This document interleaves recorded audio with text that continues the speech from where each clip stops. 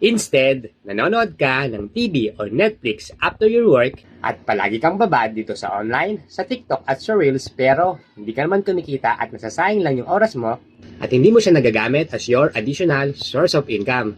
Paano kung sabihin ko sa'yo na kahit hindi ka content creator or TikTok affiliate, pwede ka nang kumita dito sa online. Ibig sabihin, pwede ka nang kumita kahit hindi pa monetize ang iyong account.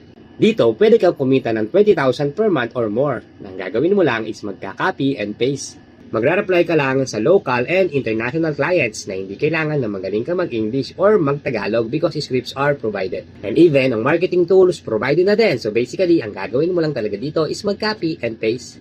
Ang kailangan lang, meron kang cellphone, good internet connection at yung tinatawag naming user ID. Dahil dun sa user ID, papasok yung income mo at dun mo rin makikita lahat ng transactions mo. Well, ano ba yung user ID? Ang user ID ay nagsisilbing LTO or license to operate the system of copy and paste system. At pag may user ID ka na, pwede mo nang gamitin ang TikTok account mo as your generating income na kahit hindi pa monetize at kukunti lang ang followers mo dito, pwede ka nang kumita sa online. And take note, hindi mo kailangan magbenta ng kung ano-anong produkto at wala ka rin kota na hahabulin dito.